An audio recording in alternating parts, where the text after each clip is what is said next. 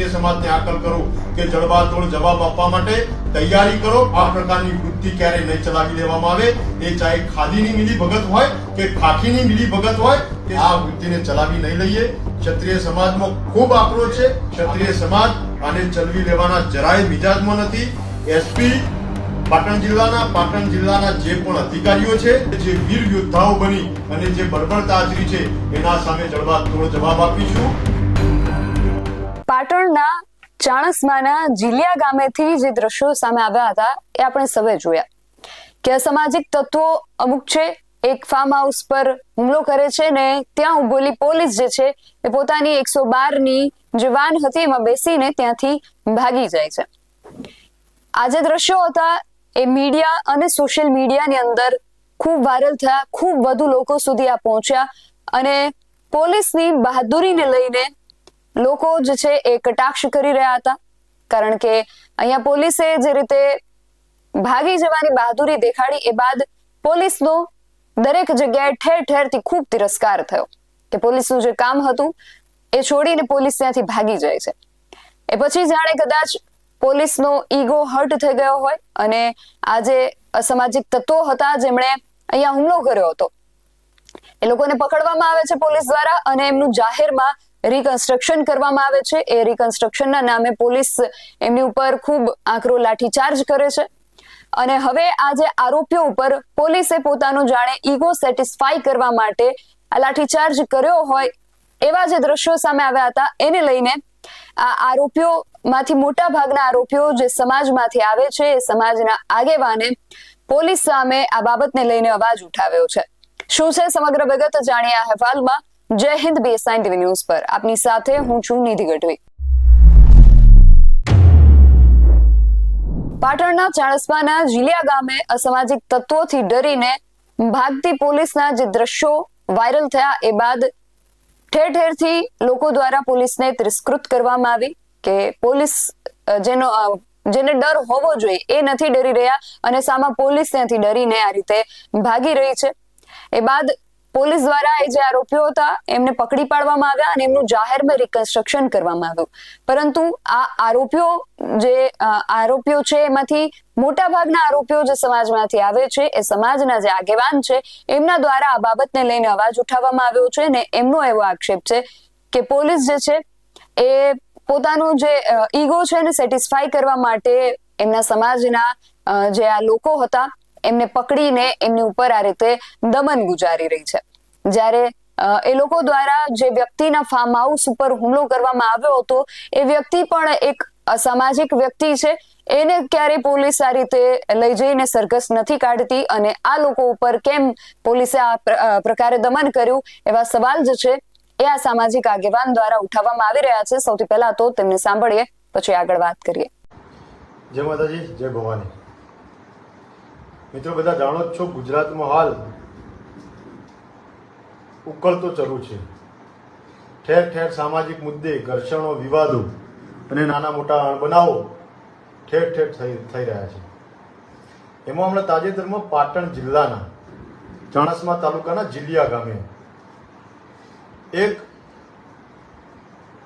ગુનાહિત ઇતિહાસ ધરાવતો એક વ્યક્તિ,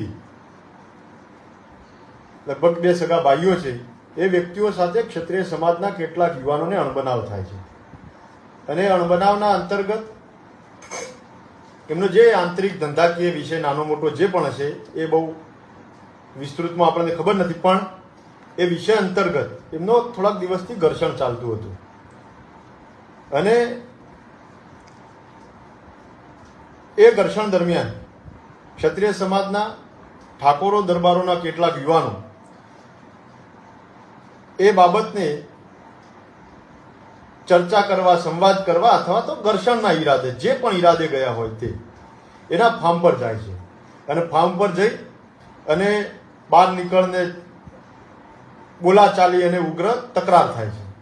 એ દરમિયાન જાણે ગુજરાત પોલીસ તો પ્રોટેક્શન આપવા આવી હોય, ગુજરાત પોલીસ તો ભારતના એક વીઆઈપીનું જાણે પ્રોટેક્શન કરતી હોય, મહિમા મંડન કરવા આવી હોય, એને છાવરવા માટે આવી હોય એ પ્રકારે અગાઉથી તેઓ આગળ હાજર હતી। પણ ક્ષત્રિય સમાજના યુવાનોએ એ વ્યક્તિ સાથે જે બનાવ હતો એને જ ધ્યાને રાખી એના સાથે બોલાચાલી અને કદાચ કોકરી ચાળો પણ થયો. એ જે વ્યક્તિ એ કઈ દેશપ્રેમી કે દેશભક્ત તો છે નહીં, કે ગૌ પ્રતિપાળક બની કઈ મોટો ધર્માત્મા મહાત્મા સંતો છે નહીં. એનો પોતાનો ગુનાહિત ઇતિહાસ છે. એ પોતે ગુજરાતના કેટલાક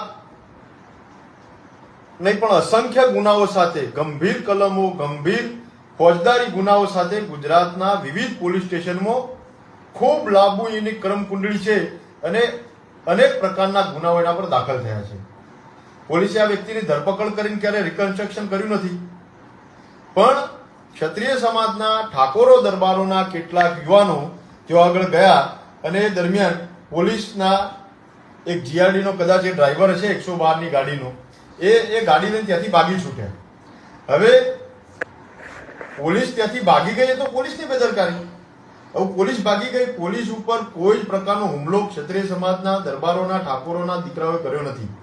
કોઈ જ પ્રકારના અધિકારી સાથે કોઈ એવું વલણ બતાવ્યું નથી. પણ પોલીસના કેટલાક જે કર્મચારી તેઓ ફરજ ઉપર હતા એ ત્યાંથી ભાગી ગયા. હવે ભાગી ગયા, સોશિયલ મીડિયામાં વિડીયો વાયરલ થયા અને સામાજિક રાજકીય લોકોએ અલગ અલગ પ્રતિક્રિયાઓ આપી.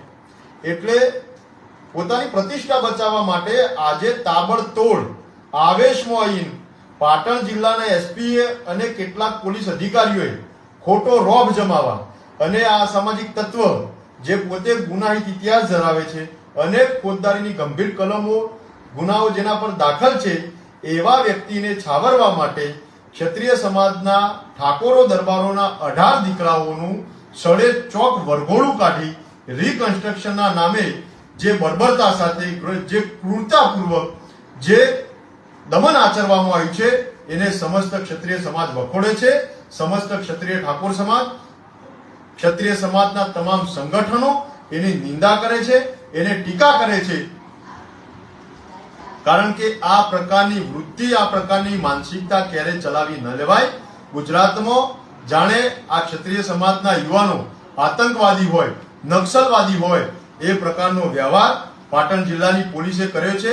જવાબદાર તમામ અધિકારી, તમામ કર્મચારી, તમામ પોલીસ જે આજે હાજર હતી એમાં તો એક મહિલા હતા, એ મહિલા કોન્સ્ટેબલ પોતે પણ જાણે ક્ષત્રિય સમાજના દીકરાઓ પર મોટી વીરાંગના બનીને હાથ ઉપાડતા હોય. આ વૃત્તિને ચલાવી નહીં લઈએ. ક્ષત્રિય સમાજમાં ખૂબ આક્રોશ છે. આખા ગુજરાતમાં દરબારો, ઠાકોરો, આજે તમામ સંગઠનો અને તમામ યુવાનોમાં એક આક્રોશ વ્યાપી ગયો છે. ત્યારે સરકારને આ મૂંગા મોઢે સહન કરવા વાળી વૃત્તિને ચલાવી નહીં લઈએ. સરકારશ્રીને કહીએ છીએ તત્કાલપણે હસ્તાક્ષેપ કરી અને જે પોલીસ એનો દેશ પ્રેમ જાગી એની ખાખી વર્દીનો રોપ જમાવવા માટે આ જે અધમ કૃત્ય આચર્યું છે એના ઉપર કડકમાં કડક પગલો લે. એનો રાજકીય રીતે પણ અમે પ્રતિકાર કરીશું. સામાજિક રીતે ક્ષત્રિય સમાજ એક મંચ ઉપર આવી એકતાના માધ્યમથી ગુજરાતનો ક્ષત્રિય સમાજ તમામ ઠાકોરો દરબારો ઓનો જડબાતોડ જવાબ આપશે. સાથે સાથે તમામ સામાજિક આગેવાનોને કહું છું કે મજબૂતાઈથી જવાબ આપો. આને સાખી ના લેવાય. છાસવારે આવા જો બનાવો આપણામાં બનવાના હોય તો આજે મૂંગા મોઢે સહન કરી લઈશું તો ભવિષ્યમાં ખૂબ ગંભીર પરિણામો આવશે. આનાથી તો ગંભીર ગુનાઓ, જેમને મર્ડરો કર્યા છે, જેમને ગેમ રેપો કર્યા છે, જેને માનવતાને લજ્જિત કરે એવા અનેક ગુનાઓ આચર્યા છે, એવા વ્યક્તિઓ સાથે પણ આવું વર્તનને વ્યવહાર કરવામાં આવ્યો નથી. આજે ગુજરાતનો ક્ષત્રિય ઠાકોર સમાજ, સમસ્ત ક્ષત્રિય સમાજ, આ બાજુ ડેર, મામૈયા, પાટણ, સુરસર વિભાગથી મળી અને ક્ષત્રિય ઠાકોર સમાજ આ બાજુ 24 ગામ અમારા 12 પરા, 4 મેવાસ, આખો 27 ગઢવાડા, ચુવાડ, ચોરાજી, ઝીંઝવાડા સુધી અને બનાસકાંઠા કોકરેજ વિભાગમાં 42 ગોળ ઠાકોર સમાજમાં, તમામ ક્ષત્રિય સમાજમાં ઓના ખૂબ ઘેરા પ્રત્યાઘાત પડ્યા છે. ક્ષત્રિય સમાજ આને ચલવી લેવાના જરાય મિજાજમાં નથી. એસપી પાટણ જિલ્લાના જે પણ અધિકારીઓ છે, જે પણ કોન્સ્ટેબલ, જે પણ પોલીસ તંત્રના કેટલાક કર્મચારીઓ આમાં ઇન્વોલ્વમેન્ટ અને જે વીર યોદ્ધાઓ બની અને જે બર્બરતા આચરી છે એના સામે જડબાતોડ જવાબ આપીશું. કાયદાકીય પગલા પણ ભરીશું. કોર્ટ રાહે આગળ ચાલીશું. તમને કોઈ અધિકાર ભારતના સંવિધાને આપ્યા નથી કે તમે કાયદો અને વ્યવસ્થા હાથમાં લઈ અને તમે આ રીતે ખુલ્લેઆમ લાઠીચાર્જ કરો, ખુલ્લેઆમ મારવા ઝૂલવા માટેના આવા પગલા ભરો. આજે તો લોકશાહીને તમે લજ્જિત કરી છે. ભારતના સંવિધાનનું તમે ચીરહરણ કર્યું છે અને એનો ક્ષત્રિય સમાજ જવાબ માંગશે.